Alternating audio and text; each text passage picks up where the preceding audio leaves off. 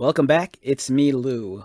I'm here for another action figure unboxing and review, and today from Hasbro, we are featuring Lady Jaye from the G.I. Joe Classified series. Okay, so I have two versions of the figure in front of me. First, on our right is the first release of the figure, which came out, sometime, I think, early last year. And then here on our left is the more recently released carded version that I think is exclusive to Walmart. I've had this figure for months, since day one when it came out, and initially I thought to myself, you know what, I'm gonna buy this first set and just keep them mint on card. Well, so much time has passed, and it seems like I'm never gonna find the remaining two figures in the wild. And then I'm like, you know what, this figure is pretty common. Let's just open it and be done with it. So that's what we're going to do here today. We're going to open up the one on our left and compare it to the first release. I think I kind of took it for granted, thinking to myself, this is just maybe a simple repaint, which it probably is. I believe this is colored to more resemble, I think, the animation and maybe the comic book model of the character. I might be wrong on that, though. But either way, it's a different color scheme, and it looks like there's even some different accessories. So we're going to open this one up and compare her to the first release. Let's get started. All right, so this one is kind of, it's almost like paying homage to the smaller 3 3/4 G.I. Joe action figures. It's kind of packaged on this throwback card with the plastic bubble on top. Over here, you have the much more classic-inspired illustration, with the character being the main focus, with that giant explosion going on in the background. The first release, we saw this figure released in box, much like all the other classified series of figures, with some cool artwork on the right and also on the side of the box. Again, this one has multiple accessories just like this one, but the first release seems to have more going for it in terms of accessories. Like if you do a comparison here, you can definitely see there's some differences. The back of this one has the file card, which is a nice throwback to the original G.I. Joes from the 1980s, and then even kind of have a small 4-character checklist of other figures in this wave. And for me, I've only seen the Baroness and Lady Jaye in the wild. I've never seen, I think, Gung Ho and Destro. So I think initially I wanted to collect the entire set, but seeing as I'll never probably find these two in the wild, I'm like, these two figures are common enough. Let's just open this one up and be done with it. And if I want one mint on card, I can always go back and just get another one. This one has the first poster graphic that we saw with the classified series of action figures. I think it was the first series. And then on the side, you see the perks and abilities of Lady Jaye, which can be deciphered on the G.I. Joe website. Now, this one, I think I've already opened this one. I think this is the one I reviewed a year ago.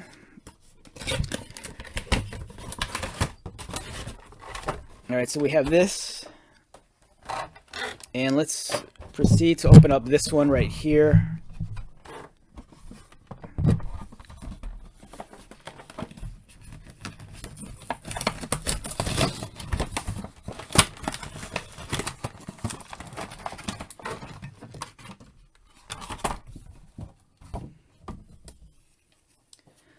Alright, so one thing I didn't realize the retro carded ones came with a display stand, which is nice. This is also kind of a throwback to the older style of G.I. Joe display stands we got, a long time ago for the smaller 3 3/4 figures. This one has the G.I. Joe star with the 2 foot pegs. And then here we go do a side-by-side comparison of both figures. As you can see, the color scheme is different. The one on the left, the carded version, is a brighter shade of green than the first release right here. Also, this one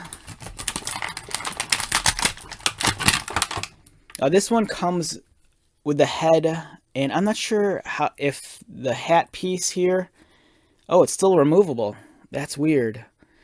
It's kind of odd that they did that, because for the first release of the figure, if you remember,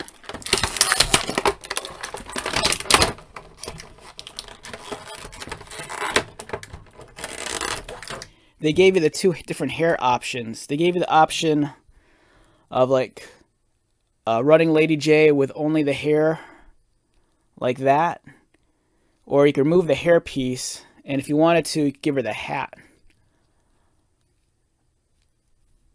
So it's cool that they gave you both options, but for the second release, you know, it's cool that they only gave you the hair piece, but it'd make more sense if this was probably permanently attached, because, you know, it's not like they give you an option to swap it out. So I find that kind of interesting. Unless, you know, unless it's kind of like almost like a freebie for the fan that already has this one, and they're saying, hey, you know, if you want, you could swap the black hat onto the first release if you wanted to, and vice versa. Which is kind of cool, because the black hat kind of coordinates with the black gloves and the boots. So it's a much more color coordinated character. So that's one difference right there. You know, the first release having the two different head options, as opposed to the second release one. Let's put this back here.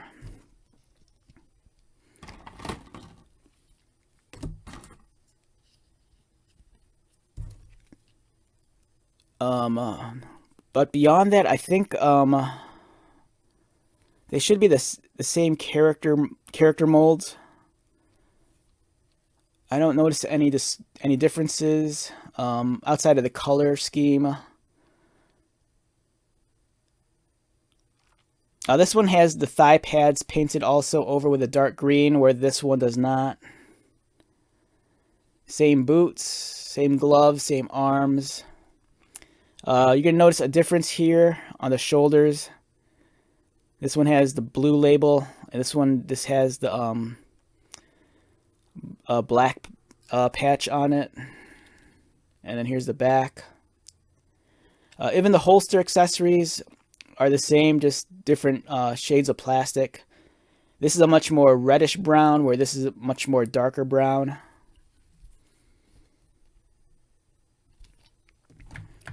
Now, in terms of the accessories, besides the addition of the hat option for the first release of the figure.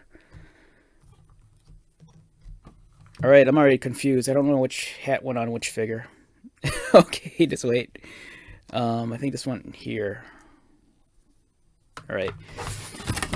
Alright, so here are the differences. The first noticeable difference in accessories is that the first release had the much larger backpack.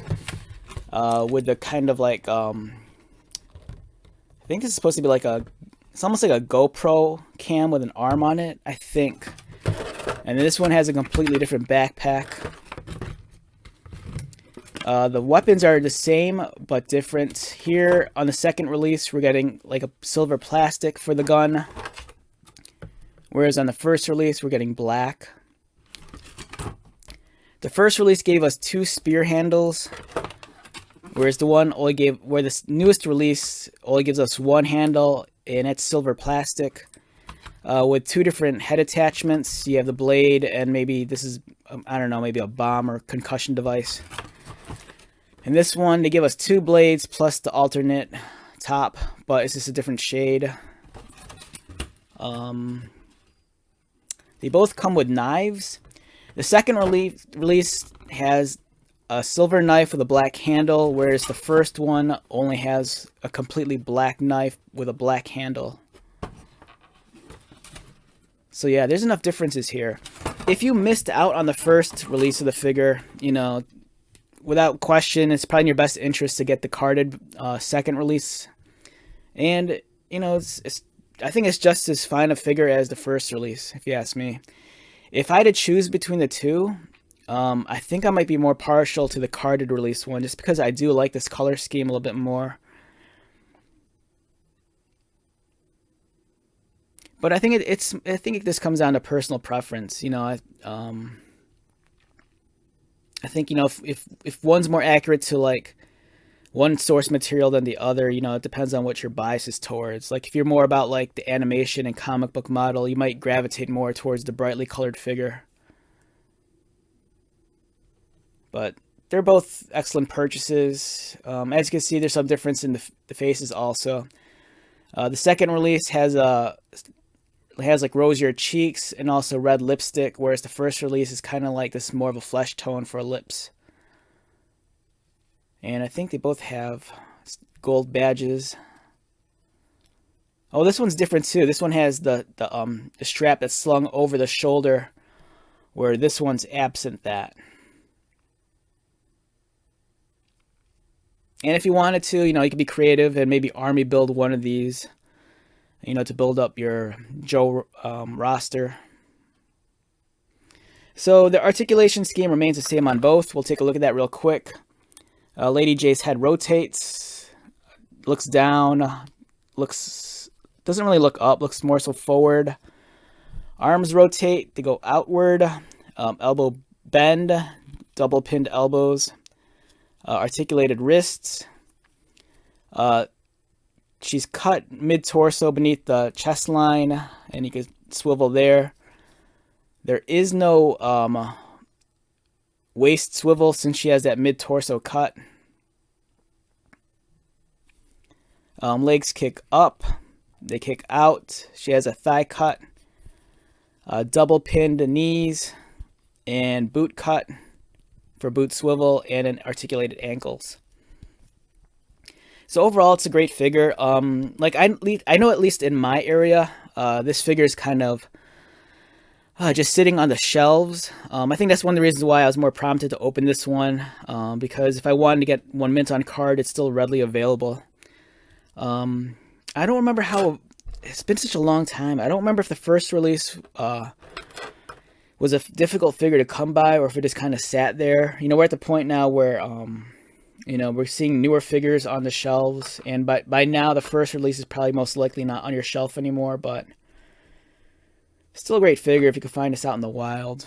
But like I said, it comes down to personal preference. I like both of them, and I think they're both great additions to any classified series collection. Alright, so with that being said, let's wrap this one up. Once again, my name is Lou. If you are new to my channel, welcome. If you are a returning viewer or subscriber, thank you so much for your continued support. I greatly appreciate it.